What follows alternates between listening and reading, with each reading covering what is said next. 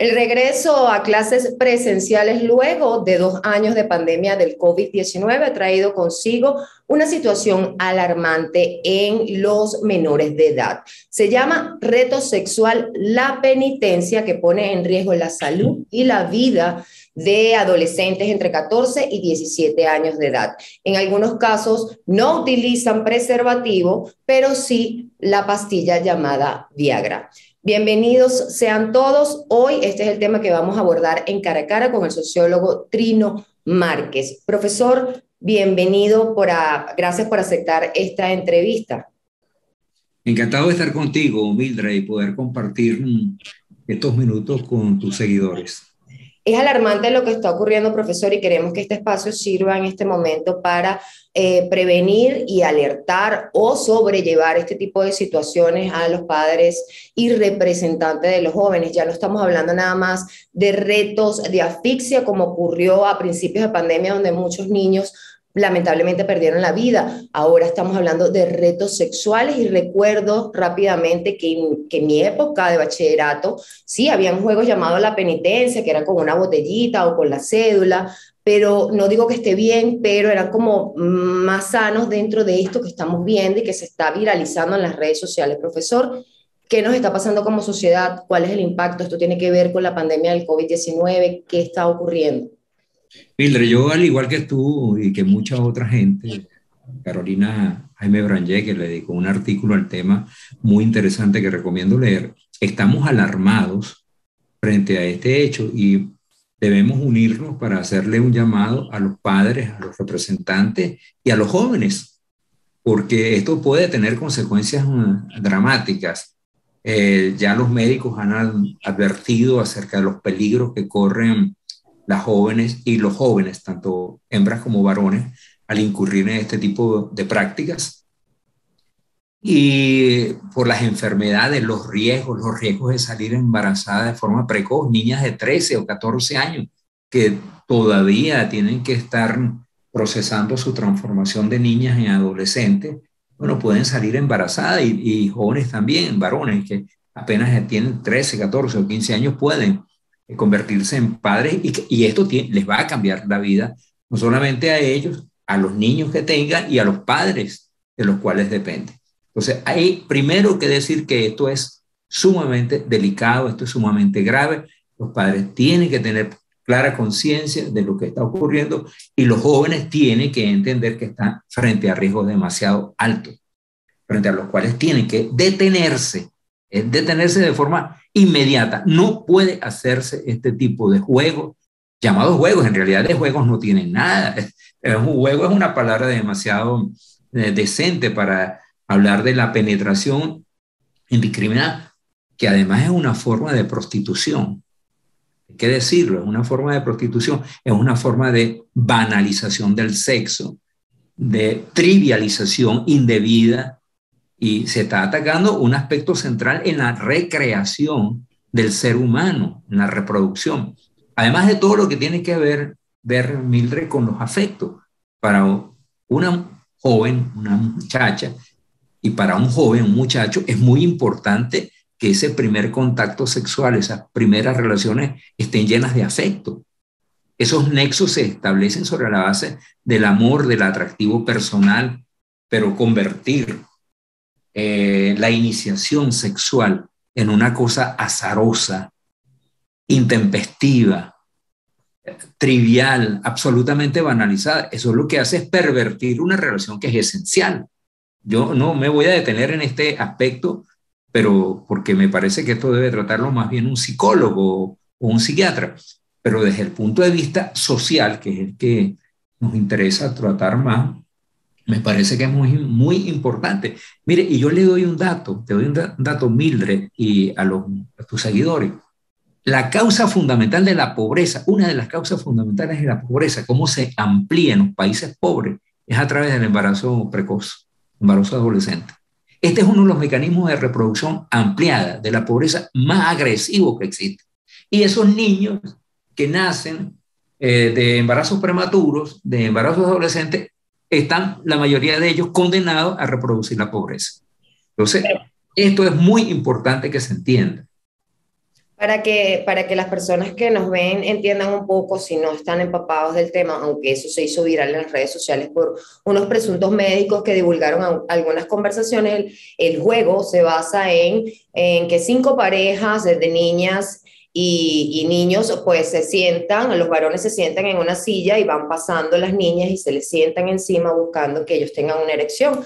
Ellos tienen que aguantar la eyaculación, entonces eso es lo que está generando el juego, pero no están utilizando preservativo, entonces es alarmante tanto la acción como la omisión de utilizar un preservativo y en algunos casos también, profesor, hay denuncias que ocurrió en el estado Táchira con una niña que en el colegio le colocaron pastillas Viagra dentro de una bebida, entonces esto es más o menos para que las personas que nos ven entren en contexto. Cuidado, cuidado con este tipo de situaciones. Hay que tenerle el ojo encima a los niños, niñas y adolescentes. Profesor, ¿cómo ve usted que esta situación que pueda trascender o se pueda atajar o se pueda prevenir a tiempo? Mira, yo creo que hay que actuar inmediatamente. Los organismos del Estado, sí, es importante que actúen. Las autoridades escolares, es muy importante el director de la escuela, los profesores y maestros, el subdirector, la comunidad educativa, deben tomar conciencia de este problema, reunirse con los jóvenes, dialogar con ellos y explicarles todos los peligros físicos y emocionales que existen, porque se trata de cuidar la salud física de los adolescentes y de cuidar su salud mental. Es importante que los afectos se establezcan de manera arraigada, que no se incurra en la banalización ni en la trivialización de aspectos tan importantes para el ser humano. Pero a mí me parece que inmediatamente hay que actuar por la vía del diálogo. Los padres tienen que tomar conciencia de estas circunstancias, hablar con los hijos inmediatamente, sin actitud recriminatoria. No es que te vas a convertir, los padres nos vamos a convertir en policías, no, pero sí es importante develarle a los jóvenes la gravedad de esta práctica que es inaceptable. Esto no tiene atenuantes. Esto no es una tremendura. No se puede ver como una tremendura de un grupo de adolescentes. No. Esto está atentando de manera directa contra la salud mental y física de un sector, yo no sé cuán amplio, Mildred, porque yo no manejo las estadísticas. Esto no ha aparecido No, tampoco hay números, profesor, porque cuando no hay si números. vamos a las instituciones públicas, en cuanto a todo lo que tiene que ver con niñas, niños y adolescentes, pues nunca hay data, nunca hay información. Entonces quedamos así como todo en Venezuela, nos manejamos a través de las redes sociales y de lo que va pasando y vamos investigando y vamos dando con las víctimas y todo ese tipo de situaciones, pero realmente estadísticas no tenemos oficiales y no hay pronunciamiento oficial tampoco por parte del Estado en este tipo de situaciones. Por eso recurrimos a hacer este tipo de entrevistas con especialistas de manera de apoyar a las familias venezolanas a que puedan prevenir este tipo de situaciones. Lo importante es prevenir, profesor. Inmediatamente. Esto no hay que asumirlo de manera jocosa. Esto no es un chiste. Para nada. Esto no es una tremendura de un grupo de jóvenes. No. Esta es una práctica que está atentando contra la salud física y mental de los jóvenes y hay que combatirlo desde ya por la vía de la prevención. Mira, y por la vía también del castigo. Lamentablemente, mire, usted no puede incurrir en prácticas de ese tipo porque son prácticas que están atentando no tanto contra valores que los atentan, sino que están atentando contra su propia formación. Los niños, los jóvenes, un niño de 13, 14 años es un niño, y de acuerdo con la UNESCO y de acuerdo con distintas instituciones nacionales e internacionales, ser joven y ser niño hasta los 16 o 17 años.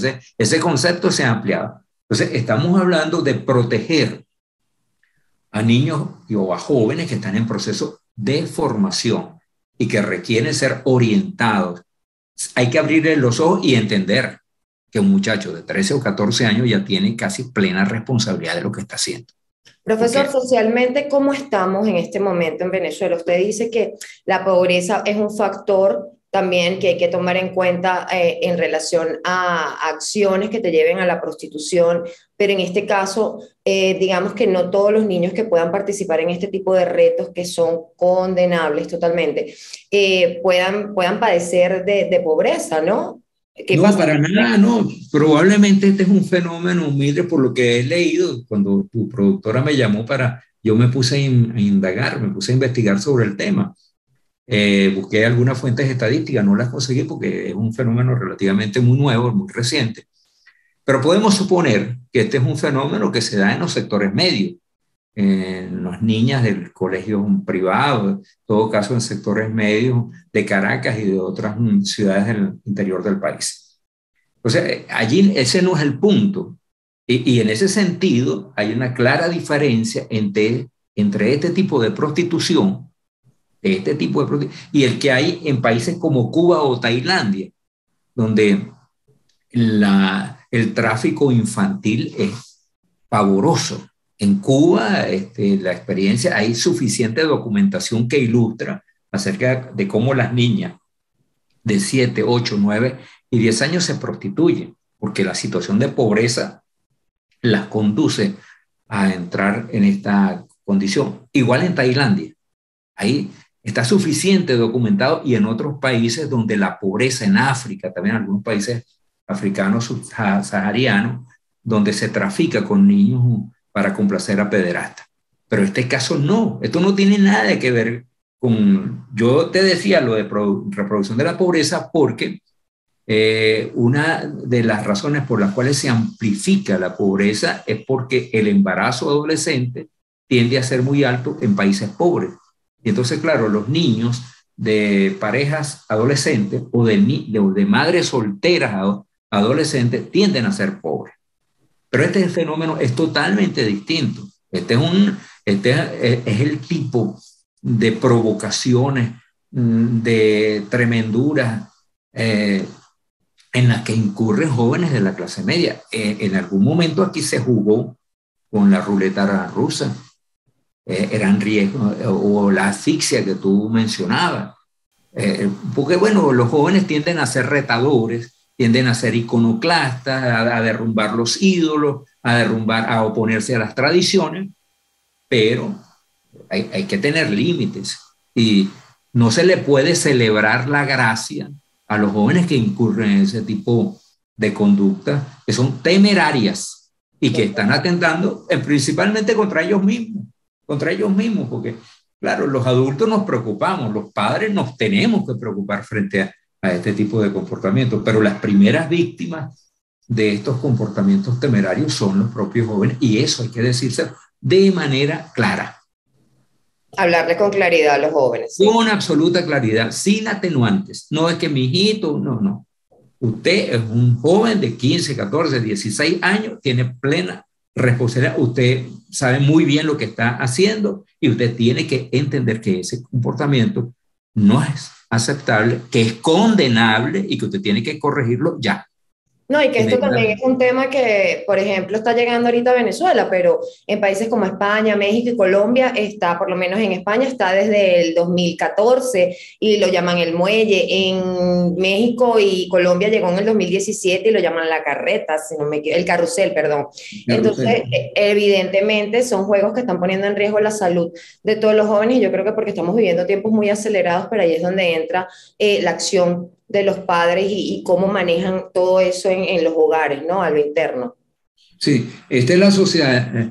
Hay un sociólogo. Las redes sociales también han servido muchísimo como para, no sé, desbocar a las personas, niñas pequeñitas ya bailando y haciendo cosas que los padres le permiten. Los reality show, Mildred, donde la privacidad desaparece, donde lo íntimo, no hay diferencia entre lo público, lo privado y lo íntimo, que hay que exhibirlo todo.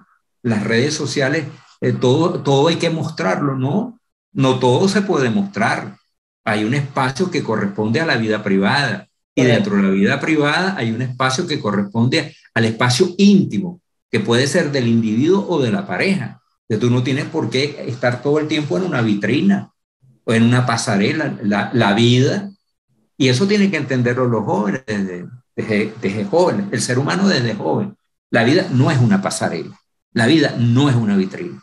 Hay momentos en los que tienes que mostrarte, pero hay espacios, hay etapas, hay momentos que son privados y hay otros momentos que son íntimos, que no tienes por qué compartir con nadie, no tienes por qué montarlo ni en tu muro de Facebook, ni en un Twitter, ni en TikTok, ni en ninguna otra plataforma que corresponden a ti, porque el mundo del espectáculo es un mundo que tiende a pervertir y tiende a distorsionar, y frente a esto es bueno, muy importante que los psicólogos, los comunicadores sociales como tú, los medios de comunicación, los medios de información, digan las cosas por su nombre, porque yo noto una cierta complicidad.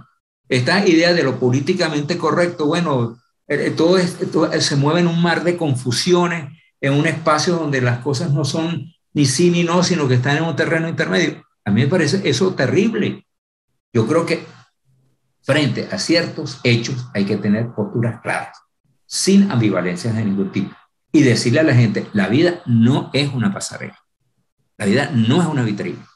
La vida, hay momentos en los cuales tienes que mostrarte, pero hay momentos en los cuales tienes que cultivar tu relación con tu pareja, las relaciones con tus hijos, las relaciones con tus amigos, que tienen momentos de privacidad que no tienen por qué ser compartidos.